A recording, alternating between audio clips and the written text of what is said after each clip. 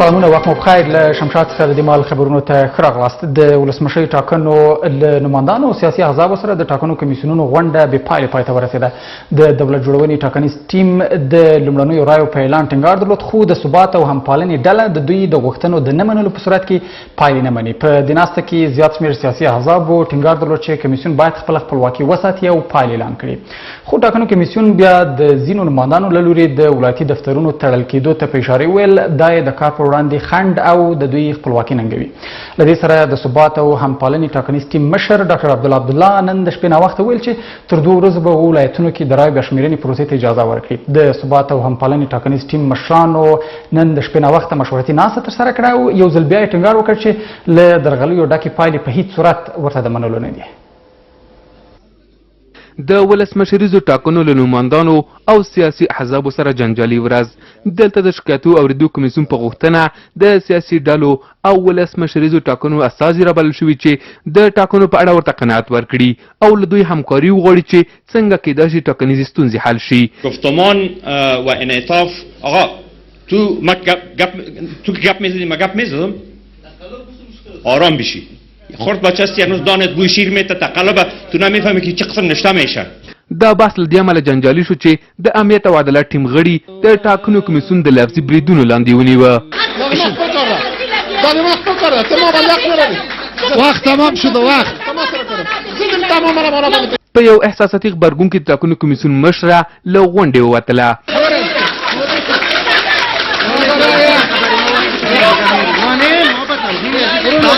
او خبرداری ورکړ چې پایلې اعلانوم، خو لنډې شېبې وروسته له غونډې سره یو ځای شوه او په ټینګار وویل چې توهین نشي منلای.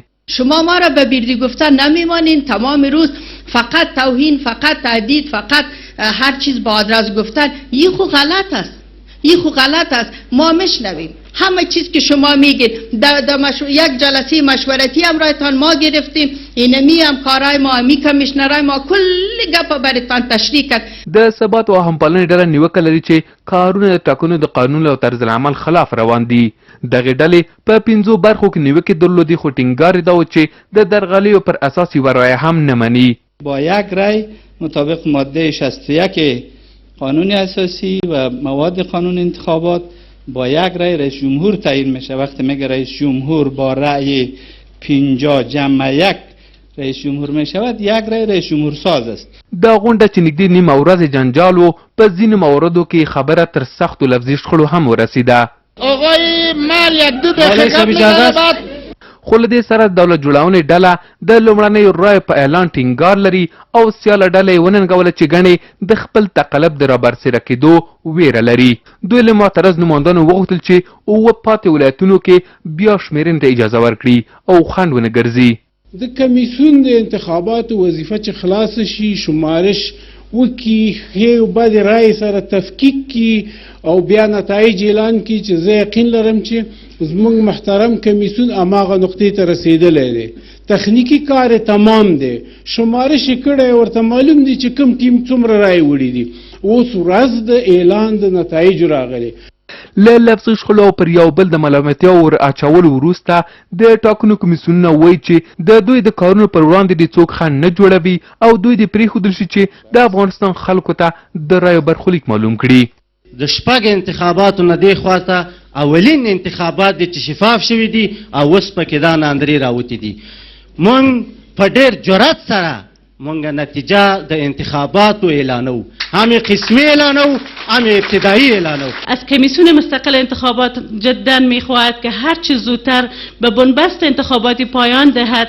تکت های انتخاباتی و هوادارانشان نیز درخواست می نماییم که اجازه دهند تا کمیسیون های انتخاباتی مطابق قانون وظایف خودش را به پیش ببرند. دا ناسته کې د کمیشنرانو ترمنځ هم د نظر اختلاف و.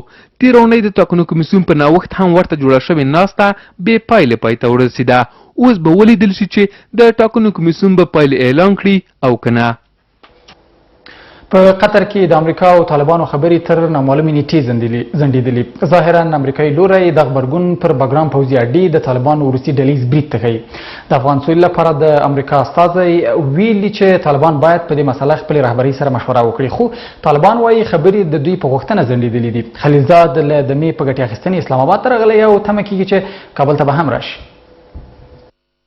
په باګرام هوایي ډګر د طالبانو وروستي موټر بم برید په دوحه کې د سولې روانې خبرې درولې دي. تمه کېده چې د یوې اونۍ خبرو وروسته د دواړو لورو ترمنځ په جنجالي مسایلو چې یو هغه یې وربند هوکړه وشي، خو ډلهییز برید دا هر څه بې پیله کړل. د افغان سولې لپاره د امریکا استازي په خپل ټویټر لیکلي چې طالبانو ته غوسه ښوولې ده او دا څرګنده نه ده چې مذاکرات به تر کوم وخته درېدلي وي. کله مې چې طالبانو سره خبرې وکړې نو ما ورته په باګرام برید په اړه خپله غوسه څرګنده کړه. هغه برید چې په ډیره بې پروایۍ 2 کسان ووژل او لسګونه نور یې ټپیان کړل. طالبان باید دا ثابته کړي چې د افغانانو هیلې پوره کولی شي. موږ یوه لنډه دمه لرو چې هغوی په دې مهمې مسلې له خپلې رهبرۍ سره مشوره وکړي. د دې ډول بریدونو یوه ترخه تجربه شاوخوا 3 میاشتې وړاندې تیره شوه چې امریکا کابل کې د یو برید له امله د سولې 10 میاشتنۍ خبرې لغوه کړي. خو د طالبانو د قطر دفتر ویان سهیل شاهین بیا د خلیلزاد د ټویټ په غبرګون کې ویلي دي چې خبرې د دوی له لوري درول شوي دي. د محترم ملا برادر اخوند تر مشرۍ لاندې د مذاکراتي ټیم څو تنو اعضاو د خلیلزاد په مشرۍ د امریکا مذاکراتي ټیم له یو شمېر اعضاو سره وکتل. د خبرو فضا ښه او مثبته وه او دواړو خواو موافقه وکړه چې د څو ورځو له وقفې او مشورو وروسته به خپلو خبرو ته دوام ورکړي. قطر کې د خبرو له درولو وروسته زلمی خلیلزاد اسلام آباد ته ورغلی او هلته د پاکستان د بهرنۍ چارو وزیر سره لیدلي دي. پاکستان بیا خپله زړه خبره تکرار کړې چې په سیمه کې ټیکاو افغانستان کې د تلپاتې سولې پورې اړه لري. له لومړي سره د پاکستان دریځ دا و چې په زور د افغانستان ستونزه نشي حل کېدی، نو ځکه مو د امریکا او طالبانو ترمنځ د خبرو ژر پیل غوښتنه وکړه. په سیمه کې امن او ثبات په افغانستان کې سولې پورې تړلی دی. له یو اوږده ځنډ وروسته خلکو ته هیلې پیدا شوې وې چې جګړه به د طالب او امریکایانو ترمنځ د یوې څرګندې پایلې له مخې پای ته رسیږي، خو اوس د خبرو درېدل خلکو ته ښه زیری نه و. غوښتنه دا ده چې خبرې باید دوام وکړي. از یک طرف پروگرام صلح هست و از دیگر طرف تخریباتی که انجام میتن باید مذاکرات صلح هم اولین کاری که باید شود موضوع آتش بس هست. باید آتش بس شود. افغانستان کې د امریکا اوسنۍ جګړه خورا اوږده شوه، نو د دې وخت را رسېدلی چې د سولې د خبرو ملاتړ وشي او له سیاسي لارو دغه جګړه ختمه شي. خلیلزاد له طالبانو سره په خبرو لګیا دی او باید دغه خبرې تقویه شي. اوس به ولیدل شي چې دا خبرې تر کومه ځنډول کېږي، خو داسې ښکاري چې د سولې اړوند بحثونه به لا سخت شي. ننګرهار کې بیا د سولې او اسلامي عدالت ټاکنیز ټیم پلویانو لاریون کړی. اعتراض کوونکو د ټاکنو له ناپاکو جلا او بیا د پایلې اعلان کړي او پرته له دې د پایلو اعلان نه مني. لاریون کوونکو هغه کسانو د محاکمې غوښتنه هم کوله چې په خبره یې د یو ځانګړي نومان لپاره یې دغلي کړي دي. د سولې او اسلامي عدالت ټاکنیز ټیم پلویانو ګواښ کړی چې د پاکو او ناپاکو رایو ترمنځ توپیر ونه شي او که د دوی غوښتنې ونه منل شي تر دې ستر لاریونونه به وکړي. لاریون کوونکو ویلي له درغلیو د ډکو پایلو اعلان وروسته د هرې پېښېدونکې ستونزې مسؤلیت به بیا د ټاکنو کمیسیون په غاړه وي. کډوالۍ نړیوال سازمان له کډوالو او د هغوی له کوربه هیوادونو څخه د ملاتړ غوښتنه کړې. په پام کې ده چې راتلونکې اونۍ جنیوا کې د کډوالو په تړاو نړیواله غونډه جوړه شي. د کډوالۍ نړیوال سازمان د معلوماتو له مخې لا هم میلیونونه افغانان په پردیو هیوادونو کې کډوال دي چې دا یې د کډوالۍ د 5مې لسیزې پیل دی.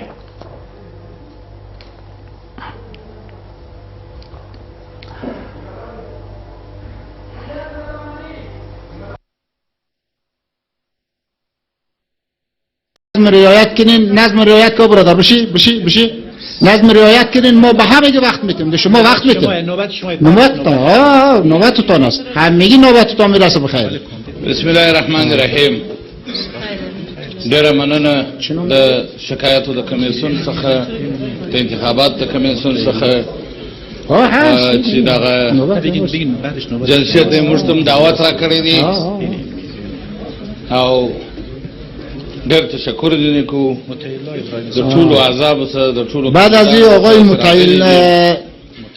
متولای ابراهیمی است او برادر هر کس با آمده بیش داشته باشه. خپل نوبت سره چنگر است. زه خپل په نوبت سره کښېنه وروره کښېنه وبخښه جنجال مه کوه. خدای مو راوله ډېر خوشحاله شولو. دا د جنجال ځای نه دی، همدلته چې موږ راغلي یو ټول د ورورولۍ فضا ده، ځکه چې دا ځای د بدماشي ځای نه دی. موږ دلته ټول د ورورولۍ په فضا کې د یوه چتر لاندې ناست یو. انتخابات مو کړي دي، انتخابات تېر شوي دي. سرسخت کاندید هم زه وم چې ما پر رئیس جمهور باندې خپل انتقاد کاوه. نن هم زه راغلی یم، دلته د دې میز شاته ولاړ یم. ګورئ د کمیشنرانو زما ټولې خبرې تاسو ته دي. د افغانستان ملت په تاسو باندې باور وکړي. موږ د ولس استازي وو، تاسو ته مو رایه درکړې ده. نن د افغانستان ولس ټول تاسو ته متوجه دی، د افغانستان ملت ټول تاسو ته متوجه دی. دا اوس چې جرګه ماران یاست قانون عملي کوئ، دا غږ به سره یو کور وره. تاسو جرګه ماران یاست قانون عملي کوئ. دا کوم قانون چې صلاحیت درکړی چې راځي جرګې باندې کوي، دا خو د جرګو کار نه دی، قانون دی، خو قانون عملي کوي. او که د جرګو کار دی بیا دا ستاسو کار نه دی، دا خو زموږ کار دی. په تاسو پورې څه اړه لري؟ وروره قانون ته صلاحیت درکړی دی، واضح مبرم. تاسو په خپل وخت باندې باید انتخابات اعلان کړئ. دا چال دی، دا څه کیسه ده؟ تجار مو تښتي، تاجر مو تښتي، ځوانان مو تښتي، ټول خارج ته ولاړل. دا څه کیسه ده ورور؟ قانون دی ورور، د قانون په بنیاد باندې اووه رعایته ولې نه لیکي؟ رایې دې حساب کړي. دا د انتخابات کمیسیون دلته تورسن صاحب هم ناست دی، حفیظ صاحب هم ناست دی، څه څو کاندیدان ناست دي، دا ټول کاندیدان دلته ناست وو. دوی کله کمپاین وکړي؟ دا کوم کاندید و چې کمپاین یې وکړي؟ موږ خو موقت حکومت جوړاوه. تاسو دا ټول شاهدان نه؟ موږ خو موقت حکومت جوړاوه، مګر دولت ساز خپل کمپاین وکړي. ولاړه ده، دا واضح په هغه کې 15 ورځې چې پاتې وې د انتخاباتو په ارتباط باندې. بیا دغه ولاړې خپل دولت ډاکټر صاحب عبداله ولاړې خپل کمپاینونه یې وکړه. ته چې هر چا وړې ده وروره رایه اعلان کړه. موږ نه ډاکټر عبداله یادوو، ډاکټر عبداله ته کامله توګه احترام لرم، ټولو کاندیدانو ته، ټولو احزابو ته کامله توګه باندې احترام لرم. همه که څوک زموږ سپکاوی کوي په دې ارتباط باندې نه کېږي. موږ د هر چا هم جواب لرو، هم خبره لرو، هم بیا په بل ځای کې داسې خلک چې بل ځای بیا یې بیا موږ ورته وایو ته راکښته شه اوس نو بیا خبرې نه چې راڅه کوئ. موږ بیا هغه څوک نه یو. هم به متقابل احترام به متقابل وي. څوک د چا سپکاوی دلته نه شي کوئ. دلته قانون حاکم دی.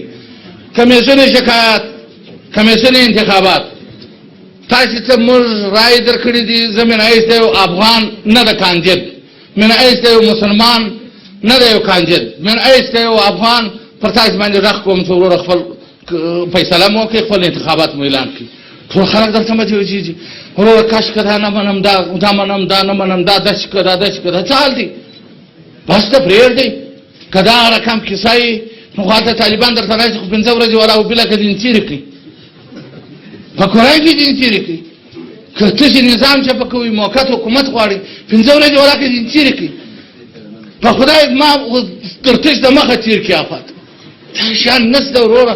خپل کمیسیون باندې غږ کوو چې وروره ژر مو انتخابات اعلان کړي. رئیس صاحب نورستاني صاحب پر تا باندې غږ کوم، کمیشنر صاحبانو پر تاسې باندې غږ کوم. ګورئ ملت ستاسې څخه غواړي، د افغانستان ولس ستاسې څخه غواړي. دا د ولس حق دی چې موږ پر تاسې باندې کوو. ولاکه مې د دولت ساز په نمایندګۍ خبرې کړې دي، خاص د ولس په نمایندګۍ مې خبرې وکړې، د افغانستان د ولس په نمایندګۍ مې خبرې وکړې. دا څه کیسه ده؟ دا څه حال دی؟